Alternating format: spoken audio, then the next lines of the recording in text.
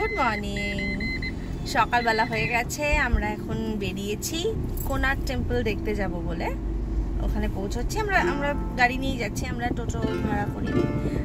ওখানে পৌঁছই, এখন বাজে হচ্ছে সকালবেলাতে 8টা বাজে। দেখি কত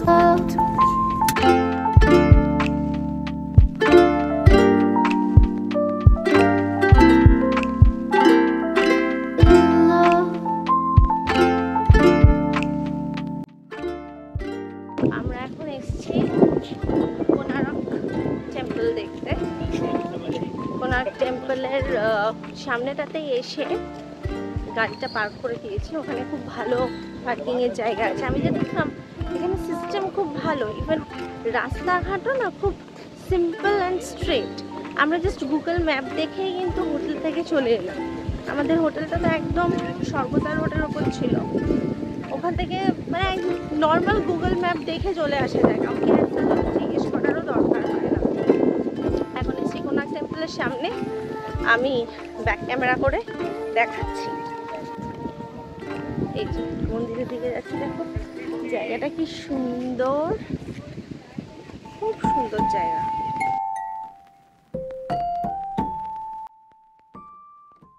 গেছি কোনার্ক টেম্পলের ভিতরে। এখানে কিন্তু এসেও লাইন দেওয়া যায়, লাইন দিয়ে টিকিট কাটা যায়, আবার অনলাইনেও টিকিট কাটার ব্যবস্থা আছে। আমরা এই অনলাইনের ব্যাপারটা জানতাম না, ওই জন্য এসে লাইন দিয়েই টিকিটটা কেটেছি। এবারে আস্তে আস্তে মন্দিরের ভিতরে যাচ্ছি। এখানে একটা ট্যুরিস্ট গাইড দেওয়া আছে সান টেম্পলের। ঢুকেই ফার্স্টে এটা দেখে নেওয়া যাবে, আগে দেখে নেওয়া যেতে পারে যে কোন দিকে যাব না যাব। এখানে একটা ডেসক্রিপশনও দেওয়া আছে, ওটা হিন্দিতে, এটা ওড়িয়াতে, আর একটা ইংলিশে লেখা আছে। আচ্ছা, আমি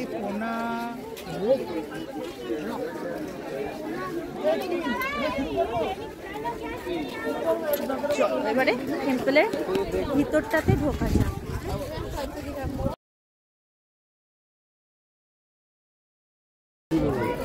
ঢুকে পড়েছি কোনার্ক টেম্পলের ভিতরে। বেশ অনেকগুলো সিঁড়ি আছে, সেই সিঁড়ি দিয়ে তোমাদেরকে উঠে আসতে হবে। আসার পরে কি সুন্দর দেখো টেম্পলের কাজগুলো।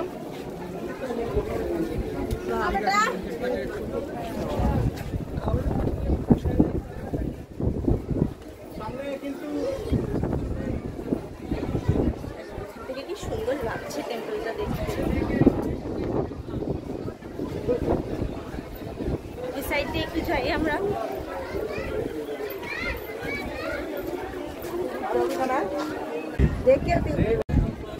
সিঁড়ি থেকে আমরা ওই ওপরটা থেকে নিচে নেমে এসেছি। এই যে এই হলো টেম্পল। একটু তোমাদের কাছে গিয়ে টেম্পলটা দেখাই।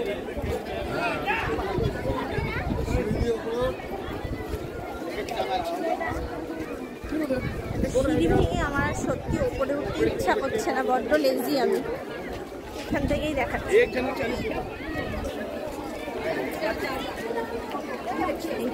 সিঁড়ি সান টেম্পল। সূর্যের প্রথম আলোটা এই সান টেম্পলের দেয়ালে এসেই পড়ে। চলে পাশ দিয়ে ঘুরে একটু দেখি।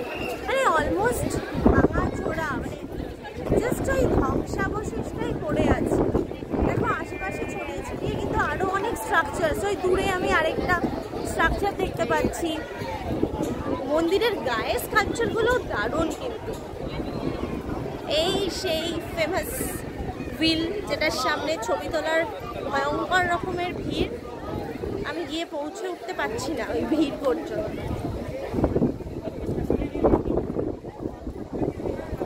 যা রেলিং দিয়ে ঘিরে দিয়েছে, পাশ থেকেই একটু তোমাদের দেখাচ্ছি। আচ্ছা, অনেকগুলোই এরকম হুইল আছে, সবাই ওখানে দাঁড়িয়ে দাঁড়িয়ে ছবি তুলছে।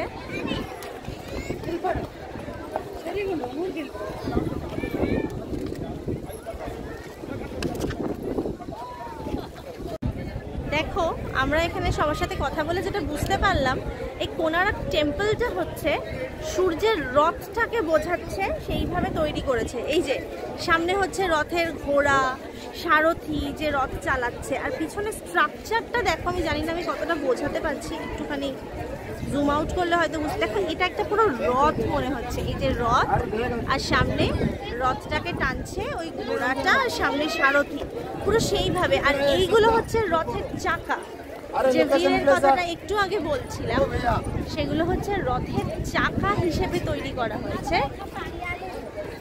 এই চাকা ঘুরে ঘুরে রথটা যাবে সেইভাবেই আর কি, মানে স্ট্রাকচারাল প্ল্যানিংটা সেরকম।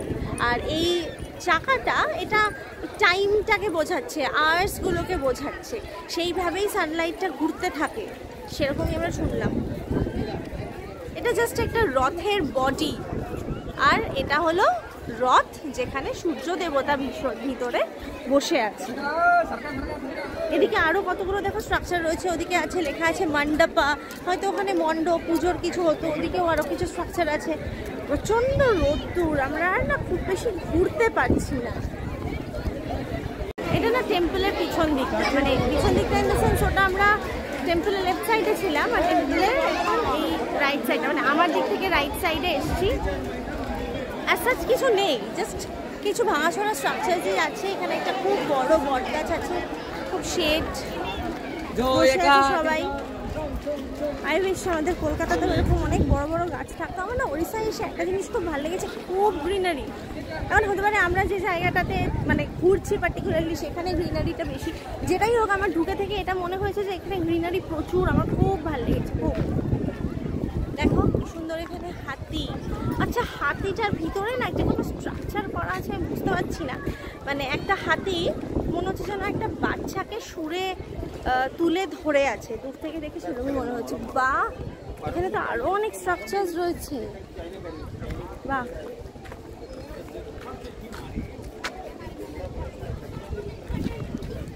এদিকেও যেটা তোমাদের বলছিলাম যে এটা যদি রথ হয়, রথের তো সব দিকে চাকা থাকতে হবে। এই দেখো রথের এইখানেও চাকা রয়েছে। এগুলো কি ঠিক জানি না, জাস্ট স্ট্রাকচার রয়েছে, কিছু লেখা নেই জানো তো যে স্ট্রাকচারগুলো কিসের, শুধু ওপরে উঠবে না সেই ওয়ার্নিংটা লেখা রয়েছে, আর কিছু নেই। ঠিক টেম্পল থেকে বেরিয়েই, কোনার্ক টেম্পল থেকে বেরিয়ে এখানে দেখো একটা নবগ্রহ মন্দির আছে। নবগ্রহ মন্দিরের বাইরে প্রসাদ বিক্রি হচ্ছে, দিয়া বিক্রি হচ্ছে। 100 টাকা করে 9টা দিয়া ওখানে সামনে জ্বালাতে হবে, জ্বালিয়ে ওখানে পুজো দিতে হবে। ওখানে নবগ্রহ আছে তাই জন্য 9টা দিয়া জ্বালিয়ে পুজো দিতে হয় এখানে। কোনার্ক টেম্পল দেখে নিয়ে বেরিয়ে সামনেই অনেকগুলো রেস্টুরেন্ট ছিল। আমরা যেহেতু একদম সকালবেলা ঘুম থেকে উঠেই চলে এসেছিলাম, আমরা ব্রেকফাস্ট করে আসিনি, তো ওখান থেকেই টেম্পল থেকে বেরিয়ে আমরা একটু ব্রেকফাস্ট করলাম। প্রচণ্ড রোদ।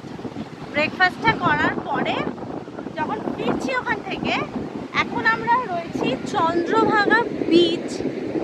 জলটা জাস্ট দেখো, আমরা গাড়িটা রেখে না নেমে পড়েছি এখানটাতে একটু দাঁড়িয়ে এনজয় করবো বলে। আমি ব্যাক ক্যামেরা করে তোমাদের দেখাচ্ছি, জলটা শুধু দেখো।